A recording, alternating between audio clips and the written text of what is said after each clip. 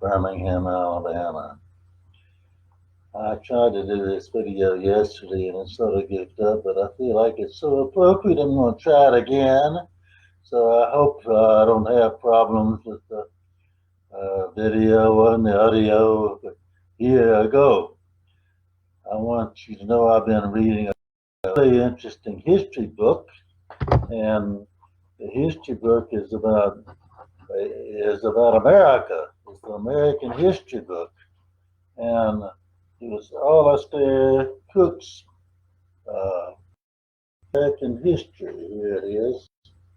He writes it in narrative form in such a way that you don't have 1,000 footnotes and dates and events. It tells it like a story, and you can hardly put it down.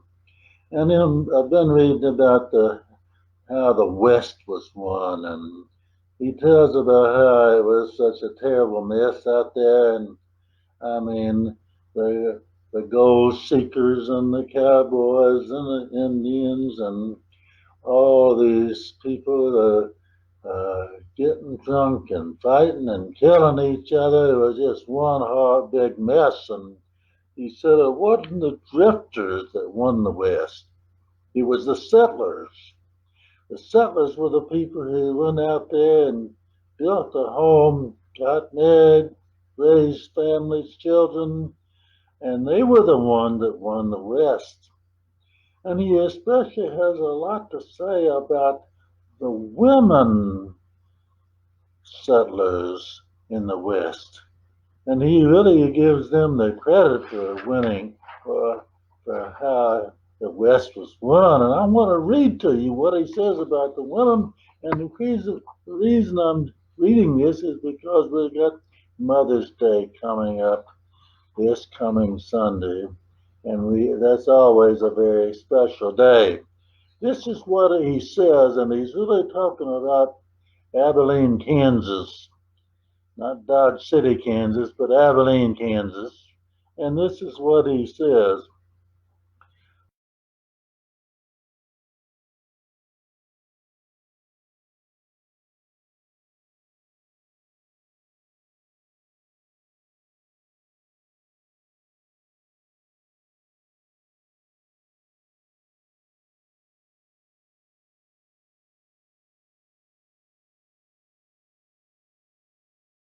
Honor of the plains. It was she who first acquired the symbols of respectability, a frame house, and such high-toned city amenities as wallpaper, carpets, pictures on the wall, an organ or a piano. By 1890, it was possible for a strict pious mother to raise a proud family in a frame house, even in Abilene, Kansas.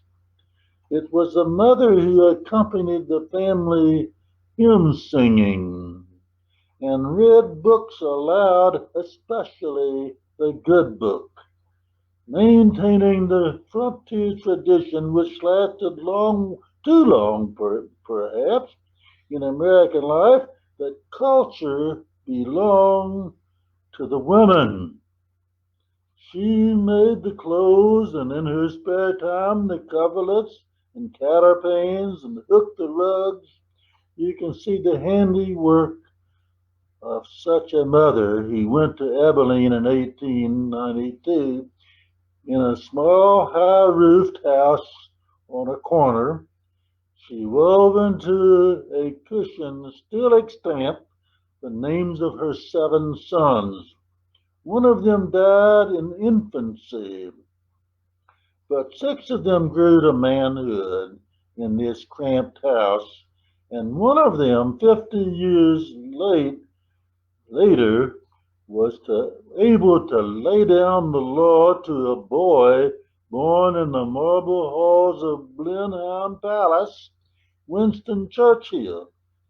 The corner house is the boyhood home of General and President Dwight D. Eisenhower.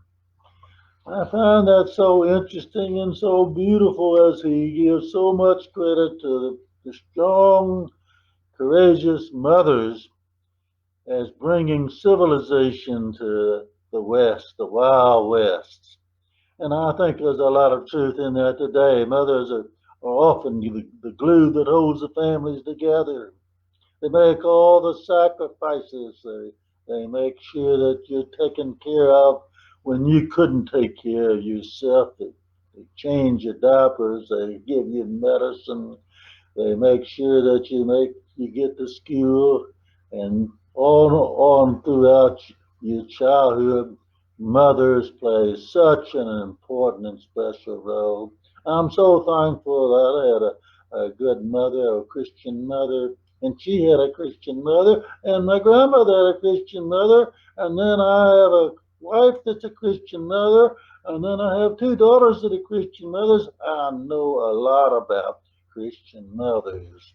They are so special and so important, and often we don't offer recognition. Another day is coming up. I hope, I hope that you will especially let your mother know how much you appreciate her if she's still living. That you let her know that you appreciate all that she's done for you. And then if you're like me, your mother's already gone to heaven, you think about the wonderful memories, memories that you can't even count, the memories you have of your mother's being there and caring for you and helping you to grow to adulthood. I'm praying that this Sunday will be a special Sunday for our mothers and that they'll realize how important they are, even when they don't feel like it, they are. They're very, very important in our world and in our church. And I'm looking forward to this coming Sunday as we celebrate Mother's Day. You take care of yourself and your family and be safe because sometime out there in the future we'll be able to tell our little younger ones that we lived through the great uh, time of a virus that was made us quarantine. The whole nation was quarantined. We'll be bragging about how we made it through the quarantine. Well, God bless you, and I'm thankful for you. Good day.